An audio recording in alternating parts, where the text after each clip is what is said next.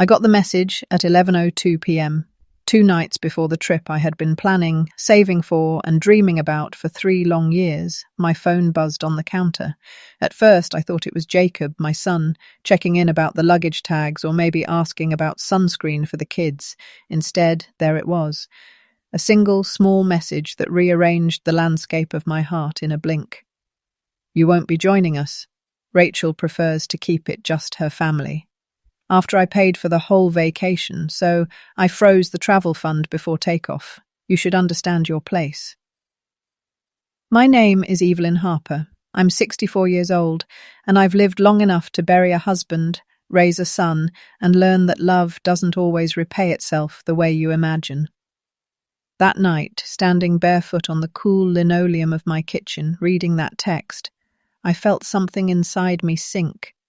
Not the hot flash of anger you might expect, but something smaller and meaner. Shame.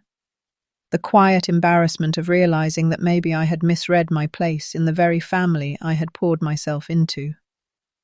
For years I had been dreaming of that trip. Maui, white sand, the scent of plumeria in the air.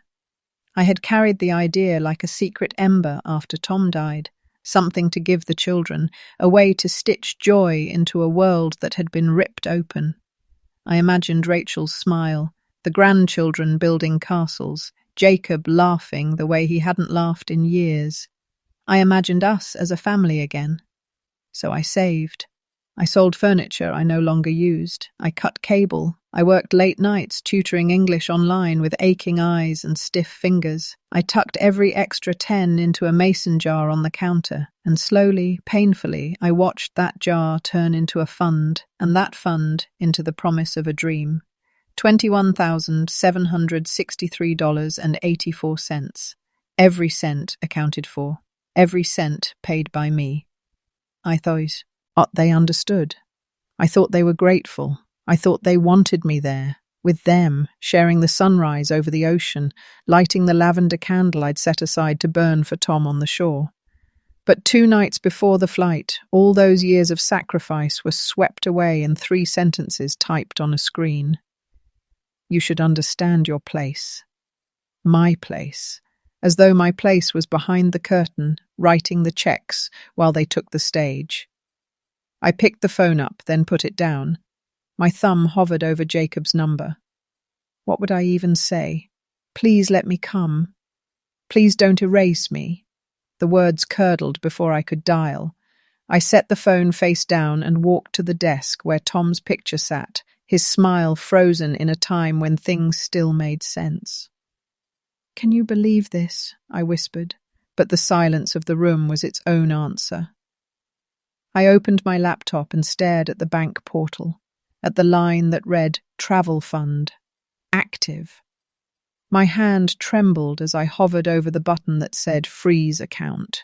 My whole life I had been the peacemaker, the fixer, the one who bent myself thin so others could be comfortable. But that night, something in me shifted.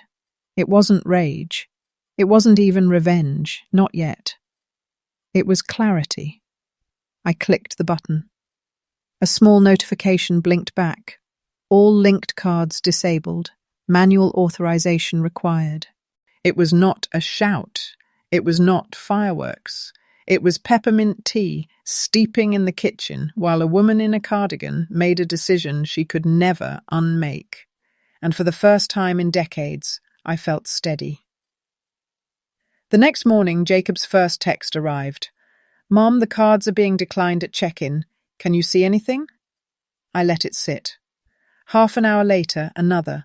Mom, please, the kids are freaking out. Just unlock it, okay? We'll talk when we get back. Then a voicemail, his voice tight, embarrassed, threaded with panic. Mom, this isn't funny. Please unlock it. We're already at the airport. But I didn't answer. I didn't type. I didn't beg to be included in the family I had built. I made tea. I opened a fresh document on my computer. And instead of writing Jacob back, I wrote a list. Names of women I knew who had also been erased, overlooked, dismissed. Carol, whose son hadn't visited her once since she got sick. Louise, who still brought her late husband's photo to Bible study. Beverly, who told me not long ago she had never had a picture taken on a beach. 6 names in total. 6 women who had given their lives away in service to others, only to be quietly set aside when their usefulness was done. And that was when the thought first came to me, not as vengeance, but as a question. What if the trip wasn't lost? What if it was simply redirected? By mid-morning, the texts had turned frantic. "Mom, they won't let us check in. Can you please just call the bank? Rachel is furious. The kids are crying. Please, just fix it." His words tumbled one after another, not out of love or apology, but out of desperation. He wanted the vacation, not me. He wanted the beaches, not my company. And in every word I could hear the real message. You were good for the money, Mum, but not for the memories. The irony made me almost laugh, though my chest ached with it. They had spent weeks aching photos in matching outfits, posting captions about family forever, planning excursions that I had paid for but was not welcome to join. They were proud to show the world what I had built for them, all while quietly cutting me out of the picture. And now, at the gate, when the foundation cracked, it was my name they called, not out of love, out of need. I didn't answer. Instead, I poured another cup of peppermint tea, the kind Tom had always favoured, and walked the rooms of my quiet little house. Each wall, each photograph, each drawer held reminders of the life I had built, the sacrifices, the long nights, the years of putting everyone else first. I paused at the safe in my closet, turned the dial, and pulled out the thick envelope where I kept the printouts, flight confirmations, villa reservations, car rental agreements, excursion bookings. My name was on every line, my credit card on every receipt. I flipped through them slowly, page by page, like a woman reading a contract aloud in court. Evelyn Harper, sole payer, sole owner, sole author. For a long time I stared at the stack, my pulse steady, not angry, not panicked, just deliberate. I had been erased, but here in my hands was proof of something simple and undeniable. This trip was mine. I had built it. I had earned it. And if it was mine, then I had every right to decide who shared it. So I turned back to the list on my computer. 6 names. 6 women who had never been asked to be the centre of the photograph. I picked up the phone and started dialing. Carol was the first.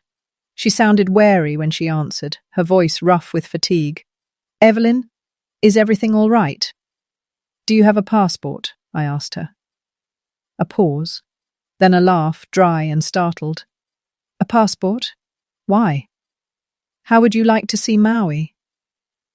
Silence stretched on the line. Then, softly, "Are you serious?" As serious as I've ever been. By the time I hung up, she was crying.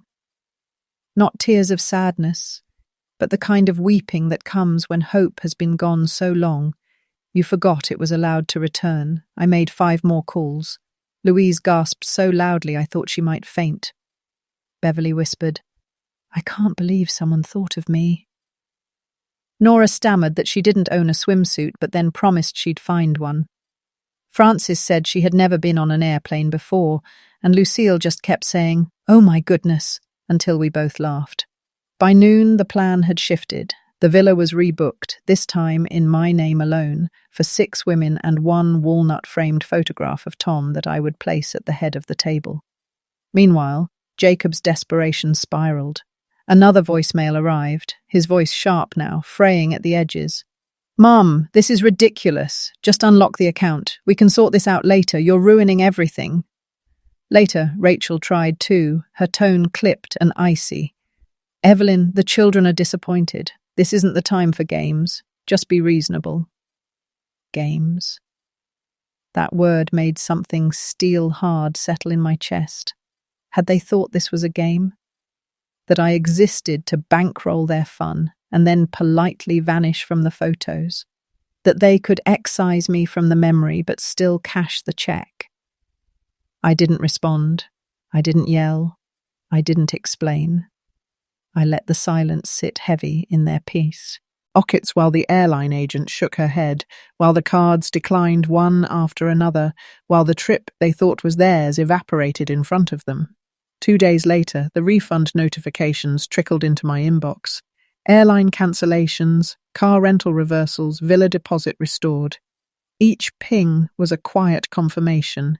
The trip had not been stolen from me. It had been reclaimed. And as I watched those numbers settle back into my account, I realized something profound. This wasn't about punishing Jacob or humiliating Rachel. It wasn't even about revenge, though the satisfaction was undeniable. It was about directing my love, my money, my sacrifices toward people who would treasure them, people who would see me. When the last refund cleared, I lit Tom's lavender candle on the counter.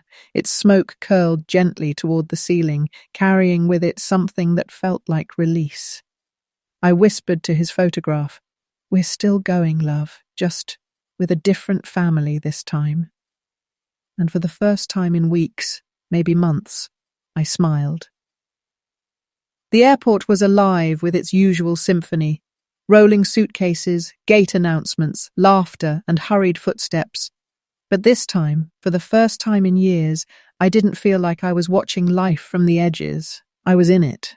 Standing there with my boarding pass in hand, surrounded not by people who tolerated me, but by women who looked at me as if I had just opened a door they'd been knocking on for decades. Carol clutched my arm as we walked toward the gate. "I still can't believe this is real," she whispered, eyes wide as a child's. Louise, her white hair tucked neatly beneath a floppy sun hat, was grinning so hard her cheeks flushed pink. Beverly kept holding her phone up, snapping blurry selfies, giggling at each one. Nora and Francis were already talking about snorkeling, though neither had ever swum in the open sea. Lucille walked a step behind, shaking her head, murmuring, 67 years, and I never thought I'd see Hawaii." It felt like I was carrying them all with me, not just their bodies and their suitcases, but their hopes, their unspoken hunger to be more than footnotes in other people's stories. And for once, I wasn't shrinking myself to make room for others. I was expanding.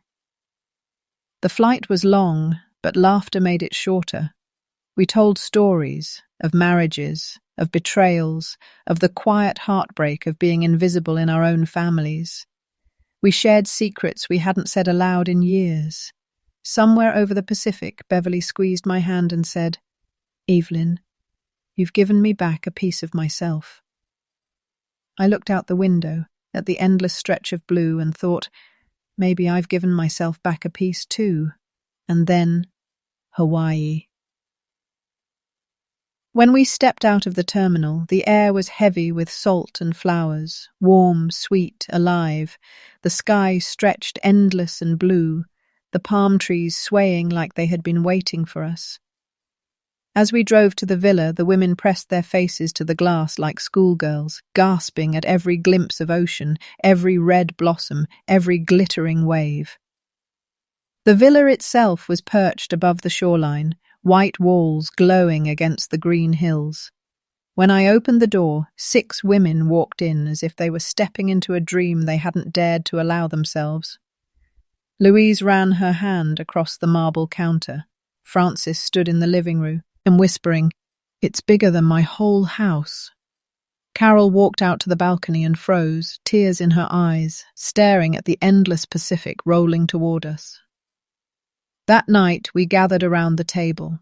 7 plates, 6 for us, 1 for Tom's photograph at the head, his frame polished and shining. The candlelight flickered, soft and golden, and the women lifted their glasses of pineapple juice high. "To Evelyn," Lucille said, her voice trembling, "for reminding us we're still alive."